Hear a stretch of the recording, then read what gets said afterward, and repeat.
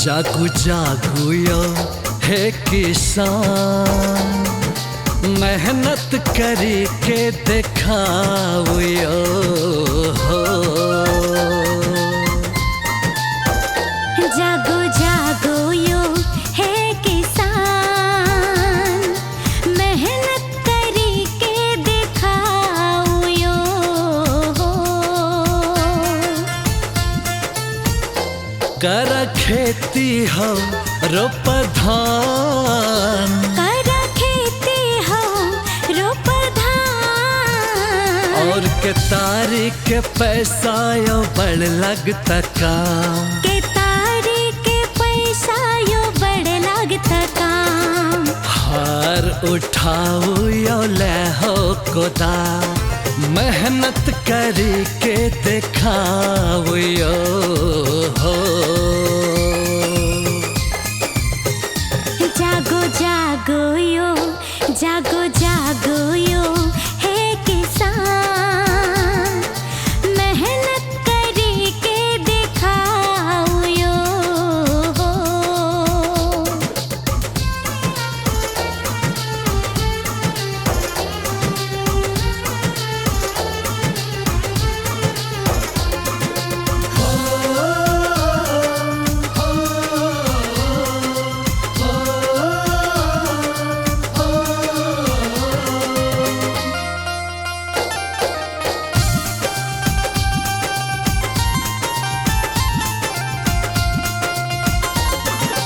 किसान के बाली मोल तोक छे व्यापारी, मेहनत पसीना न बुझे वो कर लाचारी।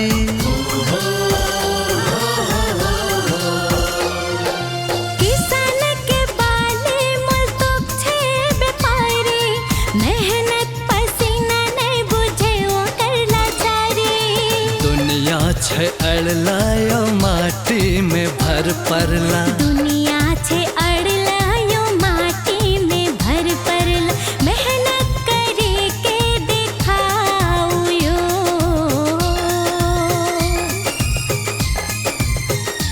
जागू जागू यो हे किसान, मेहनत करी के दिखाओ यो हो। जागो जागो यो है किसान, मेहनत करी के दिखाओ यो।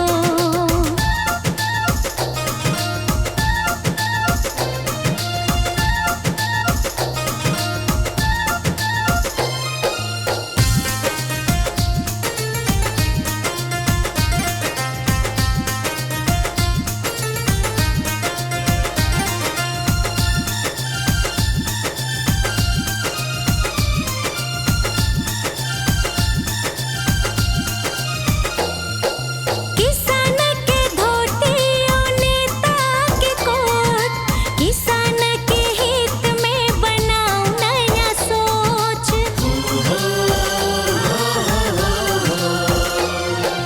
किसान के धोती और नेता के कोट, किसान के हित में बनाओ नया सोच। जिंदगी बनाओ यो माटी चिन्हाओ यो, जिंदगी बनाओ यो माटी चिन्हाओ यो, मेहनत करी के दिखाओ यो हो। जागो जागो यो है किसान, मेहनत करी के दिखाओ यो हो। जागू जागू यो हे किसान, मेहनत करी के दिखाओ यो हो।